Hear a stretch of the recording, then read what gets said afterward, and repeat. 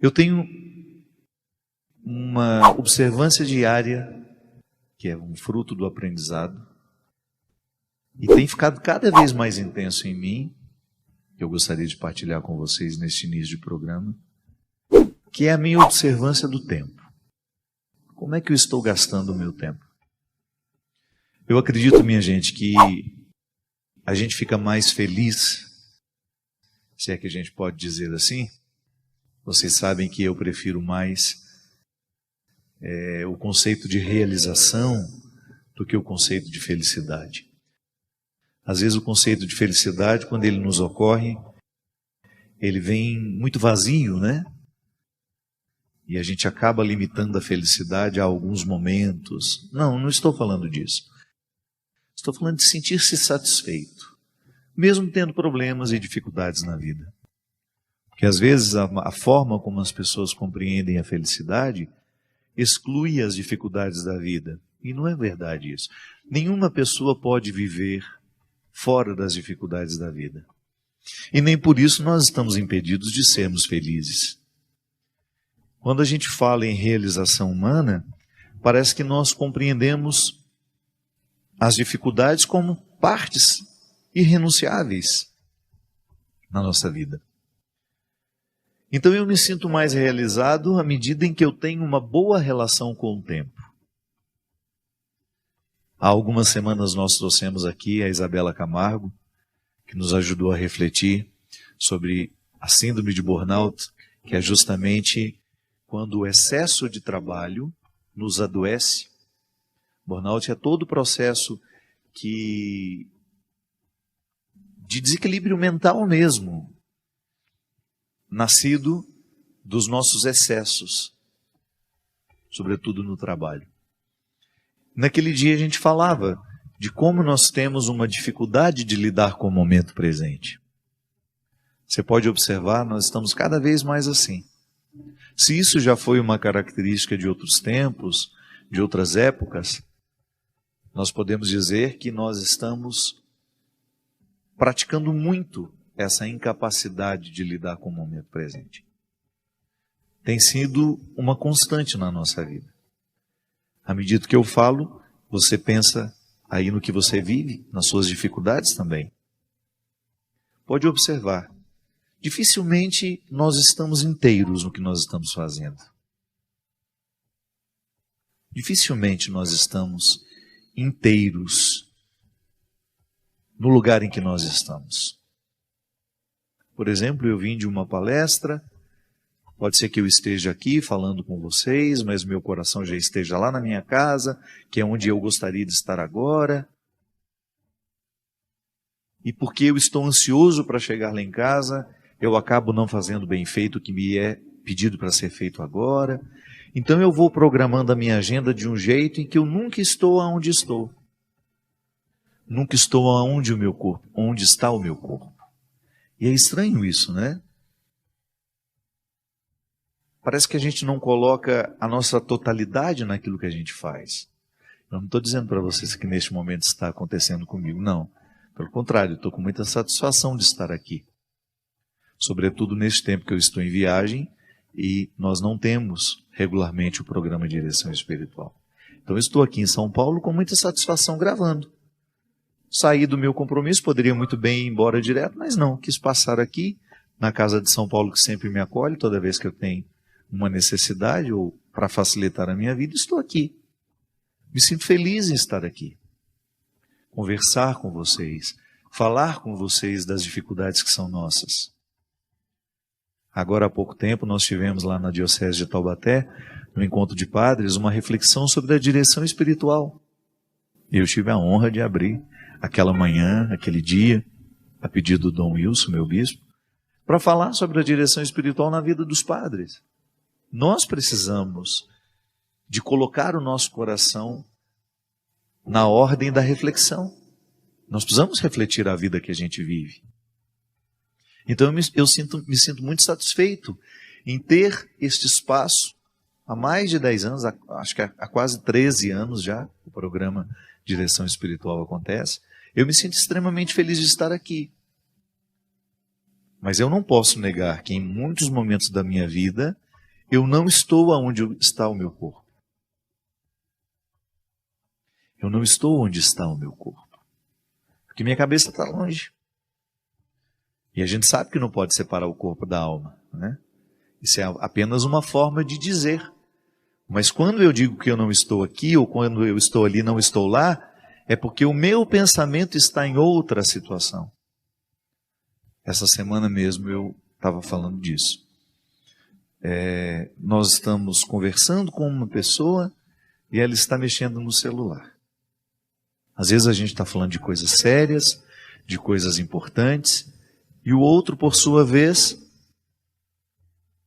ao invés de estar com a gente, escutando, olhando na gente, porque é importante a gente olhar no outro enquanto ele fala, nós estamos longe ali, falando com uma outra pessoa, cuidando de uma outra situação, que não é aquela que está ali diante de mim. Isso é um desrespeito, né?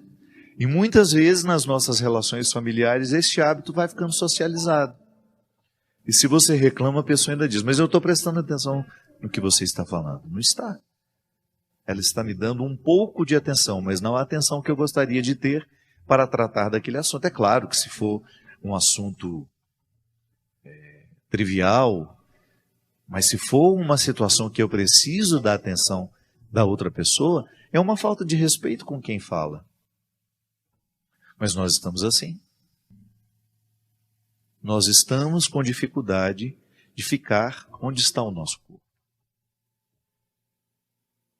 E aí, minha gente, nós começamos a criar uma indisposição interior que pode até chegar a virar uma doença. Como nós falávamos naquele programa com a Isabela, as doenças causadas pelo trabalho estão intimamente ligadas à insatisfação. A pessoa está insatisfeita, ela vai para cumprir o tempo, não há satisfação em fazer o que faz, em trabalhar no que trabalha, e consequentemente vai gerando um mal-estar emocional que mais cedo ou mais tarde estoura das mais diversas formas. Um desequilíbrio psiquiátrico, ou até mesmo problemas físicos, porque as nossas insatisfações emocionais, elas desagam no corpo. É no corpo que tudo isso está acontecendo. Então eu tenho uma situação ruim ocupando a minha mente, porque está sob o poder de um pensamento ruim, opressivo, ela acaba criando disfunções para o resto do corpo. Todo o nosso organismo, todo o nosso funcionamento está intimamente ligado ao cérebro, né? Que é onde tudo acontece. É onde acontecem as nossas emoções. Eu já falei isso aqui várias vezes. Quando nós queremos falar de afeto, nós usamos a metáfora do coração. Ah, meu coração está muito machucado, meu coração está ferido. Na verdade, isso é apenas um simbolismo. A gente fica ferida no cérebro. É o pensamento. É aqui onde tudo é arquitetado. É onde eu sei que eu sou eu, que você é você. É no nosso cérebro que nós temos as informações afetivas. E tudo isso manda recado para o resto do corpo. Então há muitas insatisfações emocionais, frutos deste jeito de viver estranho, que repercutem no nosso corpo. E é interessante porque nós já falamos tanto sobre isso, não é? Eu acredito que você mesmo, nas suas rodas de conversa, vira e mexe, você fala dessa dificuldade que você está tendo com o tempo. E por que a gente não toma decisões favoráveis, minha gente? Por que nós adiamos tanto, se nós já sabemos que estamos adoecidos por causa da nossa relação estranha com o tempo? De nunca estar onde estamos? Ou às vezes de protelar decisões que modificariam a nossa maneira de lidar com o tempo? Sim, porque não há outra forma de lidar, ou melhor, de modificar a relação que você tem com o tempo, a não ser tomando decisões.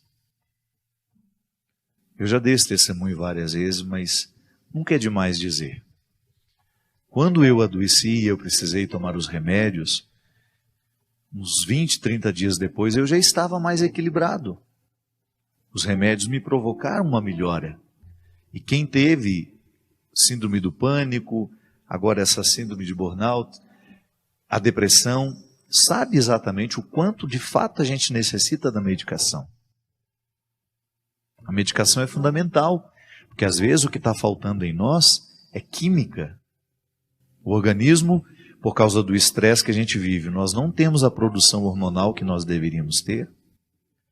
Nós não temos, por causa das vezes da nossa alimentação desregrada, descuidada, a gente não tem os nutrientes necessários, justamente por não termos uma atividade física, por não produzirmos as enzimas, os hormônios necessários para o bem-estar, porque o corpo todo ele é movido por hormônios.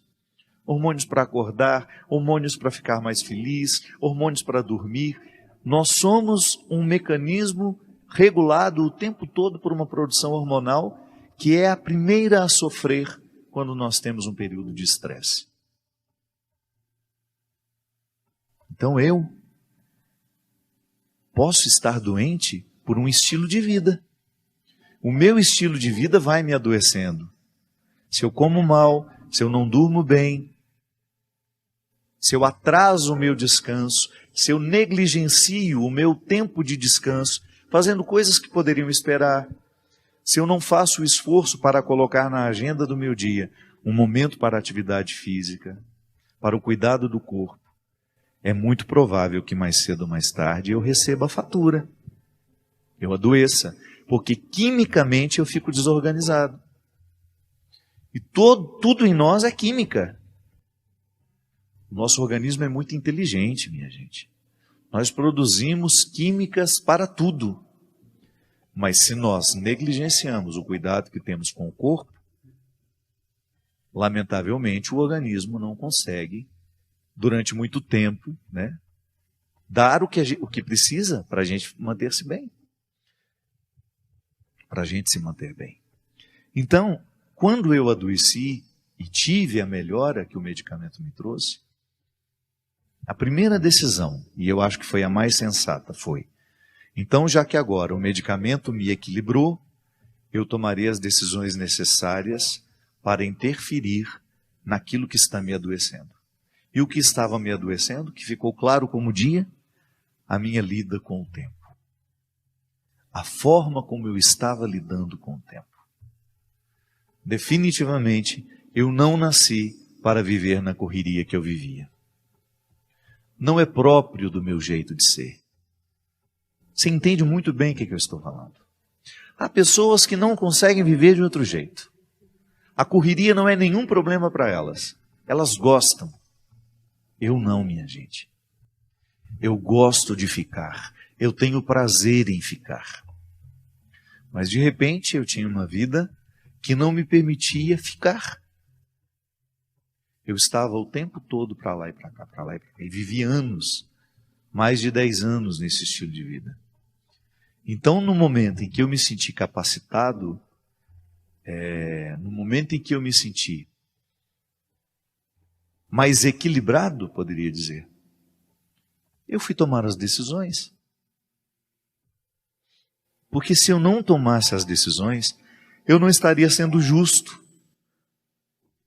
comigo, com os meus remédios, com o médico que me acompanha, com os amigos que estão interessados na minha recuperação, com a minha família que está preocupada comigo, com aqueles que de fato ficam preocupados com a gente. Porque não é porque é a família que está preocupado com a gente. Aliás, boa parte das pessoas das nossas famílias às vezes nos interpretam como caixas eletrônicos. Lembra da gente quando precisa de dinheiro. Fala daquelas pessoas que estão de fato preocupadas com a gente. Que se interessam pelo nosso bem-estar.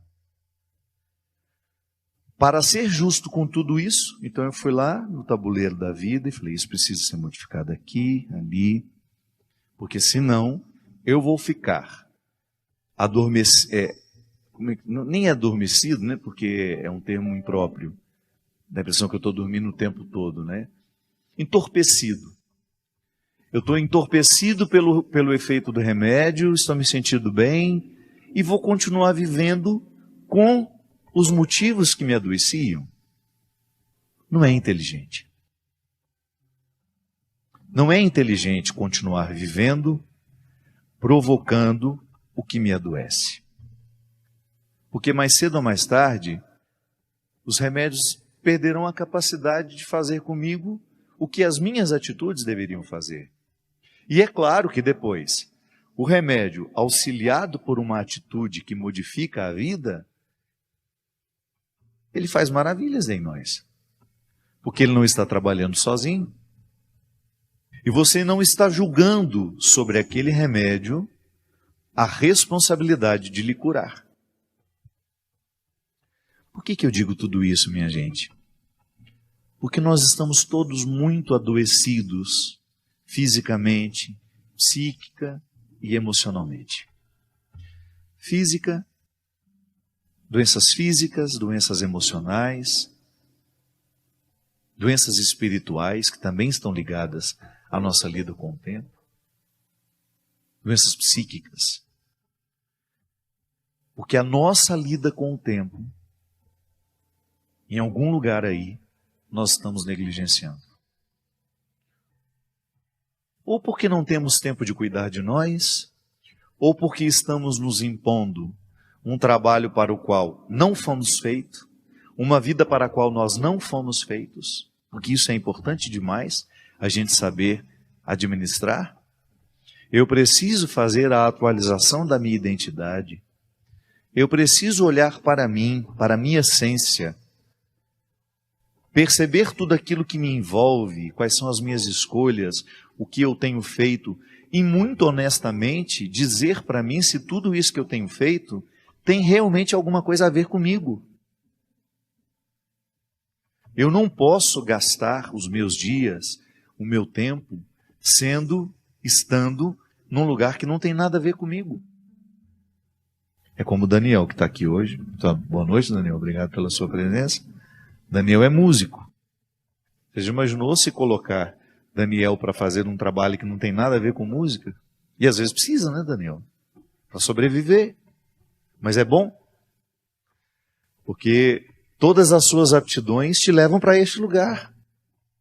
Por isso é tão triste nós vermos os nossos artistas de verdade, viu? Não estou falando desses que borram tintas, não. Estou falando artistas. Como nosso querido Hélio Petros, lá em Mariana, para mim uma das maiores expressões vivas de um verdadeiro artista. De um homem que pega um bloco de cedro e retira uma imagem dali de dentro, com uma perfeição, um trabalho que leva tempo. Não estou falando disso que hoje às vezes as pessoas chamam de arte, que está muito mais ligado ao entretenimento. A gente pega umas coisas aí cheias de sujeira e falam que isso é arte. A pessoa não levou nem 15 minutos para fazer aquilo. Estou falando de arte de verdade. Um artista, por exemplo, que não consegue sobreviver do seu trabalho, ter que fazer uma outra coisa, é muito triste. Ou vocês aqui todos que estão trabalhando na equipe técnica, se vocês não gostam do que fazem, é cruel. O Paulo que me acompanha para baixo, para cima, Paulo gosta de dirigir, não é verdade, Paulo? Paulo tem satisfação de dirigir. Imagina se ele não gostasse. Nunca vi esse menino mal-humorado. Nesses longos anos que eu estou com ele, já vi cansado. Mas mal-humorado, insatisfeito, não. Sempre disposto, disponível, me ajuda muito mais. Vai muito além da função de motorista. Mas está feliz. Retira ali do seu trabalho o sustento da sua família, mas retira com felicidade, com alegria. Gente, é muito triste a gente ter de passar uma vida inteira trabalhando numa situação ou num lugar, num ofício que não tem nada a ver com a gente. É por isso que você que está aí com filhos, no processo de escolha do que farão da vida, deixe os filhos manifestarem o que eles gostam. Lá se foi o tempo em que a gente obrigava filho a fazer aquela faculdade, porque essa era a profissão do seu pai, essa é a profissão da sua mãe, e você tinha muito orgulho deles. Tá bom, mantenha essa alegria, esse orgulho que você tem dos seus pais, mas não imponha aos seus filhos que eles vivam aquilo que você gostaria de ter vivido. Porque essa é a sua lida com o tempo. Esse tempo não vai voltar. O tempo que você está sendo infeliz num determinado lugar, num relacionamento, numa situação, este tempo não volta. Este tempo não volta. Tome a decisão que seja favorável a você e, consequentemente, você favorece as pessoas que estão ao seu redor, porque gente feliz não incomoda outras. Pode observar, as pessoas mais difíceis, aquelas pessoas que estão sempre aborrecidas, sempre chateadas com a própria vida, elas têm dificuldade de ver a alegria e a felicidade das outras. São pessoas pesadas, difíceis. Por quê? Elas não estão felizes na lida com o tempo. Então, a lida com o tempo, a sabedoria na lida com o tempo, é fundamental para que nós tenhamos a satisfação de você perceber que você está no lugar certo, fazendo a coisa certa. Nada pode ser superior a essa alegria, minha gente. Saber que estamos fazendo a coisa certa. Porque lá você vai enfrentar dificuldades, mas você enfrenta com alegria. Se você escolheu a profissão que você de fato gosta, nem é que vai te deixar mais rico. Porque às vezes as pessoas, porque querem uma profissão que vai dar mais resultado financeiro, para isso abrem mão da felicidade. Muito embora os nossos filhos estão muito mais livres para isso. Eu percebo essas gerações mais jovens muito mais interessadas em ficarem realizadas, em ficarem felizes, do que acumulando dinheiro. Aliás, olham para nós, olham para os pais que trabalharam a vida inteira e não tiveram nem tempo de desfrutar do resultado do trabalho, com uma crítica. Eu não quero viver assim. Quantos pais hoje estão com dificuldade de passarem as suas empresas para os filhos, porque eles olham para os pais, observam como eles viveram este tempo em que tiveram aquela empresa, percebem que não foram felizes porque ficaram administrando para ter dinheiro, para isso, para aquilo. Eles olham e falam, ixi, eu não quero isso para mim não. A transição é muito difícil. Porque às vezes os nossos filhos estão olhando para o nosso jeito de viver, estão tendo muita sabedoria, muita sensibilidade em perceber que nós não soubemos lidar com o tempo. E eles não querem cometer o mesmo erro. E eles estão certos. Não tenha vergonha de repente, você perceber que você está precisando do conselho do seu filho. Ele está mais livre do que você. Ele está tendo mais condições de lhe ajudar com um conselho do que você a ele. Às vezes os papéis se invertem, não tem nenhum problema. Às vezes o seu filho já está desfrutando de uma liberdade, de uma coragem de ser quem ele é. E chega até a te incomodar.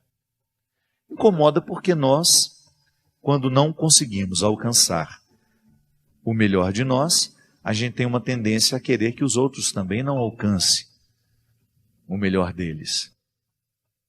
Então há muita gente jovem que está conseguindo viver com responsabilidade. Eu não estou falando de libertinagem, não, estou falando de fato levar a sério a realização humana. Eu nasci para isso, eu quero trabalhar com isso, não me importo que vou ganhar menos, sei que contrario o meu pai, mas eu quero fazer o que me dá prazer, o que me dá satisfação. E você fique tranquilo, porque lá onde dá satisfação, ele vai encontrar as dificuldades da vida. Que às vezes nós temos esse discurso, né? Ah, eles querem o que é mais fácil. Não é não. Até onde a gente é feliz, nós temos dificuldades. Só que são as dificuldades certas. Uma coisa é eu ter de enfrentar os desafios do meu ofício, do meu modo de viver, e estar feliz assim. Outra coisa é eu viver os desafios de uma situação que não é minha, que não é para mim, que não tem nada a ver comigo. Aí sim é um sofrimento dobrado. Por isso, minha gente, fiquemos atentos. Deus nos acorda para isso o tempo todo, para que nós sejamos as pessoas certas, nos lugares certos. E vale a pena a gente refletir sobre isso. Todos os dias antes de dormir, hoje eu fui quem eu poderia ter sido? Hoje eu fiz o que de fato me cabia fazer? Eu fui honesto comigo? Eu busquei a melhor parte? Eu fui honesto em querer, em lutar, em trabalhar, em vencer as dificuldades para ter condições de assumir o meu lugar no mundo? Esse é um indicativo de realização humana. Quando a gente percebe que nós estamos vencendo dificuldades que fazem sentido. São sofrimentos que fazem sentido, porque eles estão contribuindo para o nosso crescimento. Medir o cristianismo da gente. Não existe régua para saber o quanto a gente já é cristão. Mas há alguns indicativos interessantes para a gente prestar atenção. Um deles é a qualidade das nossas amizades. Nós temos bons amigos, construímos bons amigos. Que eu acho interessante que às vezes a peregrinação é uma feliz oportunidade de construir bons amigos. Porque ali você encontra pessoas que talvez estejam vivendo as mesmas buscas, e isso favorece demais o encontro. A gente vai ficando cada vez mais exigente no que diz respeito a relacionamentos. Quanto mais a gente cresce em Deus, maior é o nosso crivo para os relacionamentos. Não é que a gente vai desprezar as pessoas, não é que a gente vai ficar arrogante, orgulhoso, não, pelo contrário. A experiência com Jesus, ela vai nos simplificando. E porque a gente vai ficando mais simples, a gente fica também sem rodeios para dizer o que queremos ou não. Há pessoas que às vezes você tem aquele melindre de nunca poder dizer a verdade. Você sabe que aquele relacionamento de amizade, de proximidade, já não está lhe fazendo bem, porque aquela pessoa só lhe procura para fazer fofoca, ela sempre lhe induz a ficar extraindo de você o que você tem de pior. Eu sempre gosto de dar esse exemplo. Um homem casado que quer ser fiel à esposa, aos seus filhos, à sua família, ele precisa saber muito bem com que ele anda. Quais são os companheiros, digamos assim, que têm influência sobre ele? Porque se ele quiser ser fiel, é claro que ele não vai poder abrir guarda, baixar a guarda, para que pessoas que não estão nem um pouco interessadas na fidelidade dele à família estejam por perto e influenciando. Então, às vezes, nós, nos nossos relacionamentos, nem sempre a gente tem o discernimento de perceber quem é que deveria ser mais próximo de nós neste momento da nossa vida. Da mesma forma que quando nós estamos doentes, nós precisamos de regularmente encontrar os médicos, a amizade é a mesma coisa. Quando nós estamos fragilizados, nós temos muita necessidade de termos pessoas de confiança ao nosso lado. Eu me lembro que foi isso que me sustentou muito. Eu poder olhar para o lado e reconhecer pessoas em quem eu confiava. E a confiança é fruto do tempo, né, minha gente? Não adianta a gente querer confiar da noite para o dia. É por isso que a gente precisa ter muito cuidado com os novos que chegaram. Não é que a gente vai fechar as portas para novas amizades. Não é isso. Mas é você ficar atento se esses que acabaram de chegar já são dignos de você confiar a sua vida. Confiança é gradual. Até nisso também nós demonstramos a nossa ansiedade, né? Nós queremos ficar amigos da noite para o dia, já queremos acelerar o tempo. Pode ter riscos nessa atitude, nessa escolha. Quando nós falamos de tempo, na lida com o tempo, eu gosto muito desse texto de Eclesiastes, que você já deve ter escutado muitas vezes. Tudo tem seu tempo. Está aqui no livro de Eclesiastes, capítulo 3. Tudo tem seu tempo. Há um momento oportuno para cada coisa debaixo do céu. Tempo de nascer e tempo de morrer. Tempo de plantar tempo de arrancar o que plantou.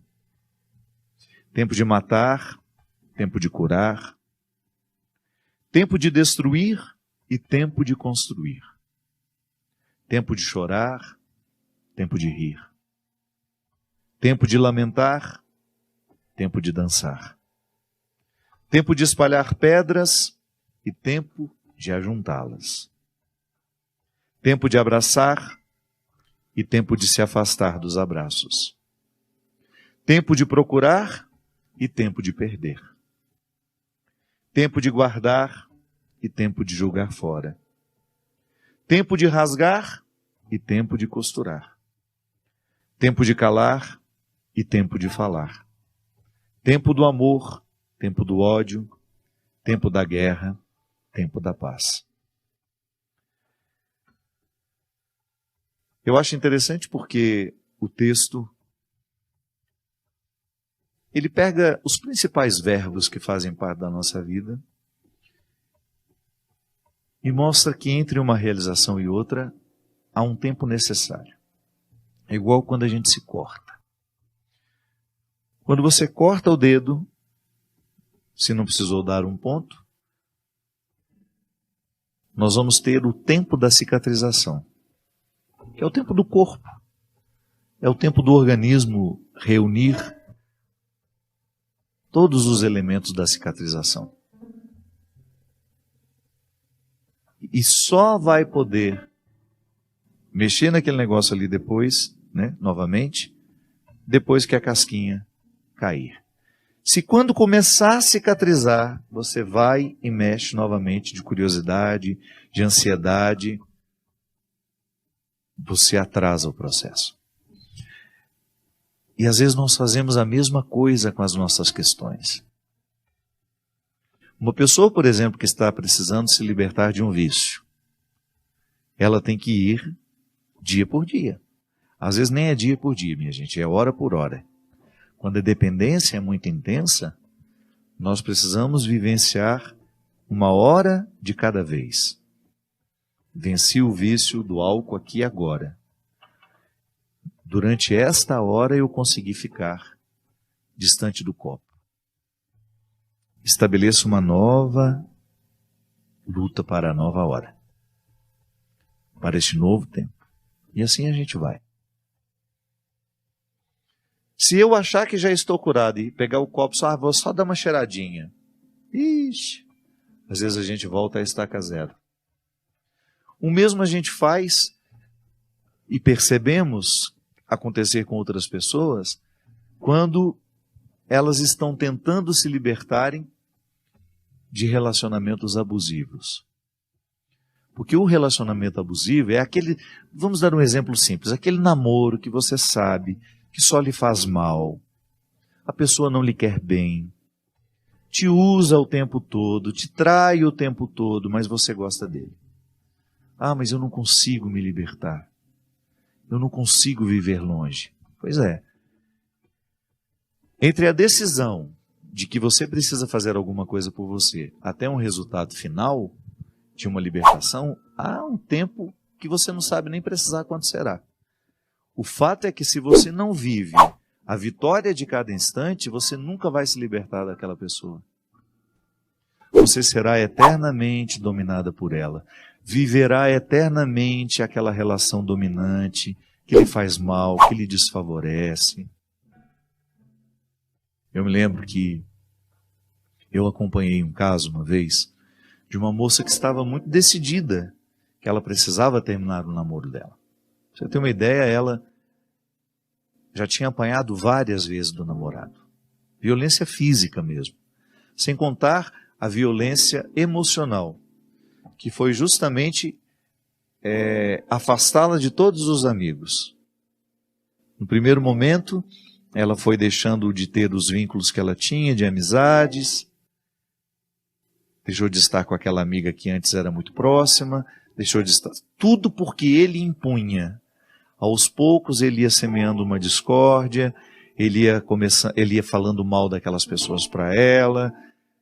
Enfim, ele queria que ela ficasse desprotegida. Porque um amigo pode alertar, né? Olha, abre o olho com esse namorado novo que você arrumou. Pode fazer mal. Quanto mais sozinha a pessoa estiver, mais fácil ela fica de ser dominada. E depois que ele a afastou de todos os amigos, ele começou a afastá-la da família.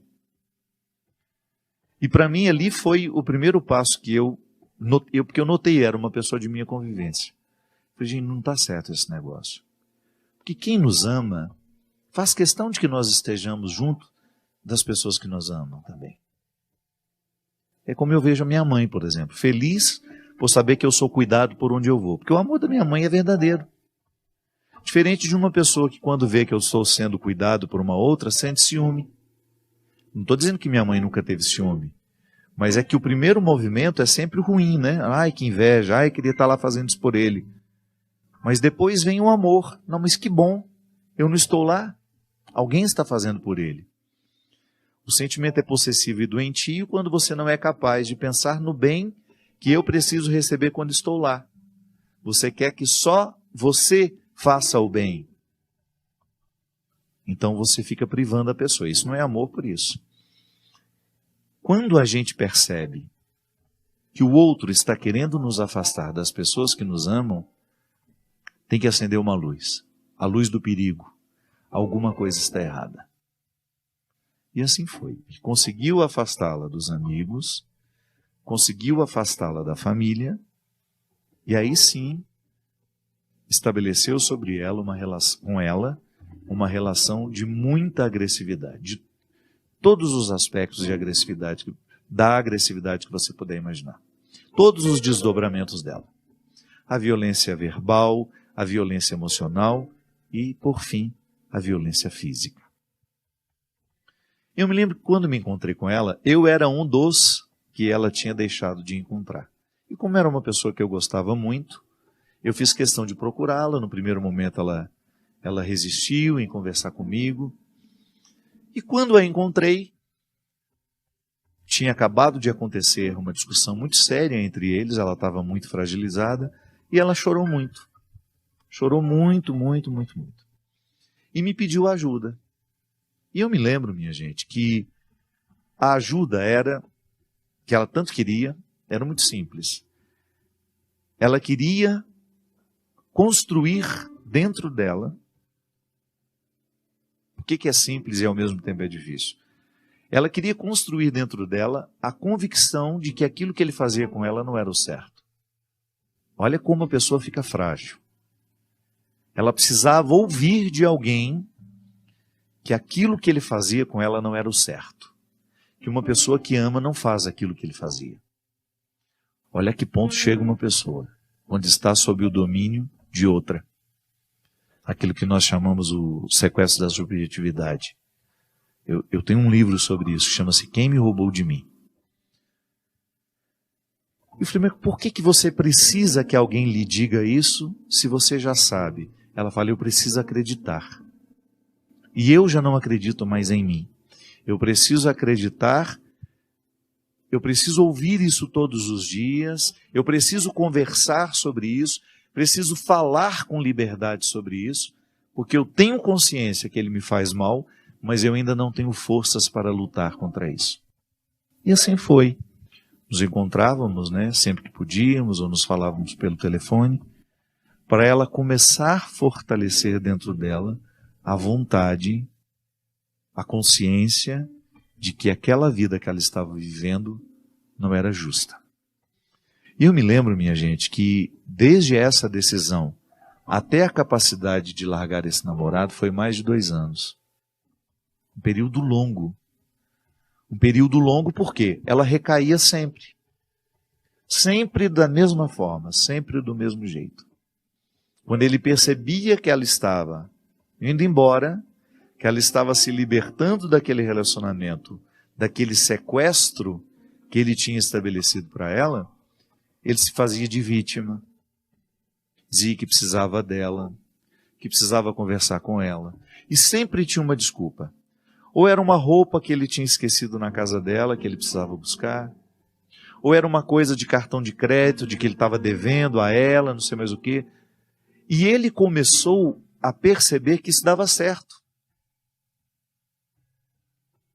Ele sabia exatamente como mexer as peças do tabuleiro. E ela sempre caindo na história dele. E cada vez que ela caía, porque eles voltavam. Eu preciso ir aí buscar uma camiseta que eu tenho certeza que está aí. Ela falava, não, eu mando para você a camiseta. Passava 10 minutos e ele estava lá na porta. Aí, todo carinhoso, já não era mais aquela pessoa agressiva que era. Ela voltava a estaca zero. Aí, quando tinha coragem de me contar porque voltou, porque às vezes nem contava, eu ficava sabendo pelos outros, meu Deus, voltou novamente. Que eu perguntava, ela falava, eu não te contei, porque ele está tão diferente, eu tenho certeza que você não vai, eu sabia que você não ia acreditar, eu prefiro acreditar nele de novo. Enfim, minha gente, tudo resultado de uma dependência que aconteceu e de uma pessoa que não está sendo capaz de viver a transição da libertação.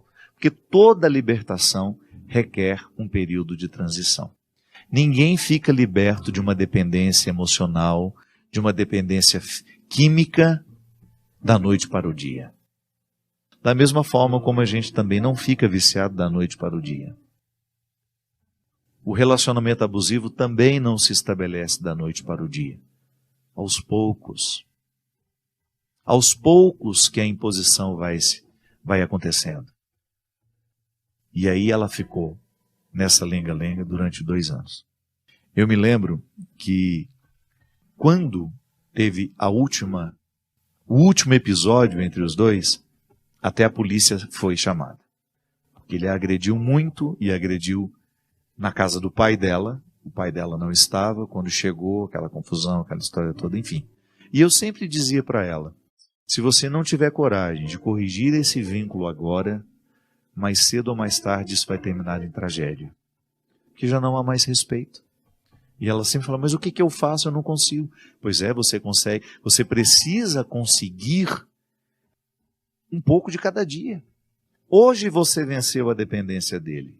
Igual eu falava anteriormente. Quando a dependência está muito enraizada dentro de nós, nós precisamos vencer minuto a minuto, hora a hora, dia a dia, para depois você ter o privilégio de colecionar meses de superação.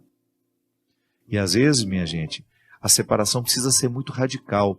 Não adianta você ter o telefone, eu bloqueei ele no meu celular. Mas você não o bloqueia. Mas ele tem outras formas de chegar até você. Eu bloqueei ele um tempo, depois eu fiquei com dó. Tudo formas de se auto-sabotar. Não está sabendo viver a terapia do tempo.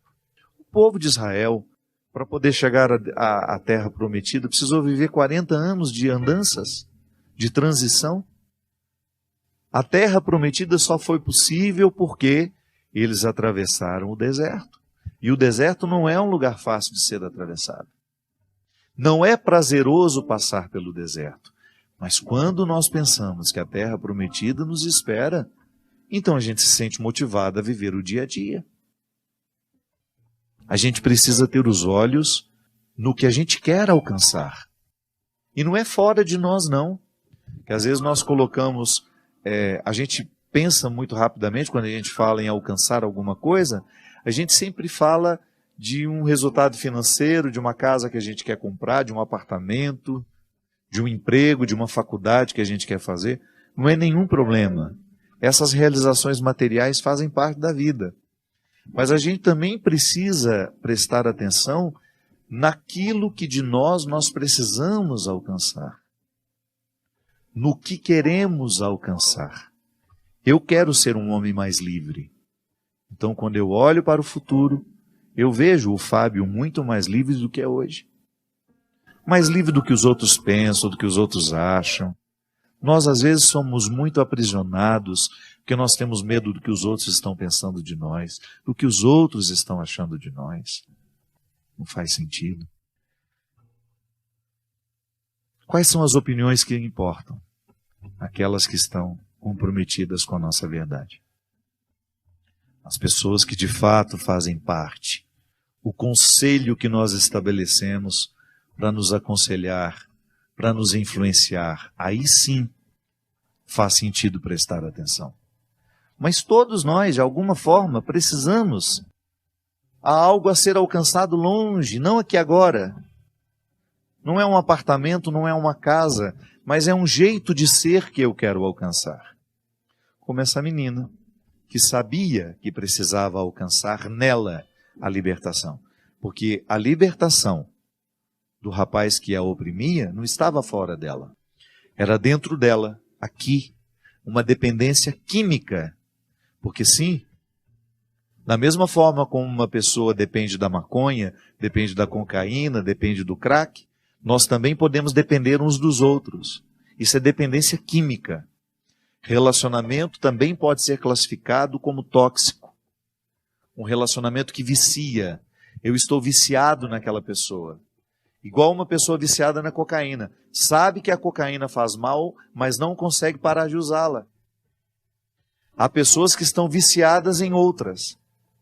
Sabem, já estão cansadas de saber que aquela pessoa faz mal, que a proximidade com ela é tóxica, não traz benefícios, mas não consegue mudar. Então, o que nós precisamos alcançar não está fora de nós. É aqui dentro. Preciso cortar esse visgo que me prende. Preciso ser livre. E foi interessante porque aquela menina, com muita luta, com muita dificuldade, não foi fácil. Ao final de tudo, ela conseguiu arrancar aquele menino da vida dela. E ele a infernizou ainda por muito tempo. Mas graças a Deus, ela estava muito fortalecida, muito consciente de que ela havia tomado a melhor decisão, não estava arrependida por mais sofrida que estivesse, e o sofrimento vai diminuindo aos poucos, né? Ele vai se acomodando. Ninguém fica eternamente apavorada com aquele sofrimento de perda que tem quando rompe com uma pessoa que você ama muito. Ou amo, é dependente, eu não sei que nome que dá isso. Mas o fato é que ela estava, naquele momento, consciente de que foi benéfica para ela, aquela ruptura. E ela alcançou, finalmente, a libertação. E ficou atenta aos novos relacionamentos, que eu dizia isso para ela. Cuidado, porque às vezes é o seu jeito de ser que favorece o relacionamento abusivo. Tenha mais coragem de dizer o que você não gosta. Manifestou uma primeira agressão verbal, para ali naquela hora. Olha, se for continuar desse jeito, eu não quero. Aproveita enquanto você é livre, enquanto não está vinculada, enquanto não está apaixonadíssima. E corta pela raiz. Coloque os limites que você acha justo. Que é assim que a gente vence. É processo, minha gente, um dia de cada vez. E eu sei que às vezes nós queremos que as coisas se resolvam da noite para o dia. Não existe isso. Tudo é processual. Tudo passará o tempo todo pelo cultivo das nossas esperas. E quando a gente sabe que nós estamos no caminho certo, vale a pena viver cada minuto dessa espera. Porque o tempo, esse que se estende diante de nós, será sempre favorável àqueles que querem chegar. Muito obrigado pela sua companhia. Que Deus derrame muitas bênçãos sobre você. Se você estiver necessitando de viver uma ruptura, um fim de dependência emocional, afetiva, se você está precisando tomar uma decisão no seu trabalho, que a bênção de Deus lhe fortaleça, para que você possa agir favoravelmente à sua superação, ao seu crescimento. Ele que é Pai, Filho e Espírito Santo. Amém. Muito obrigado.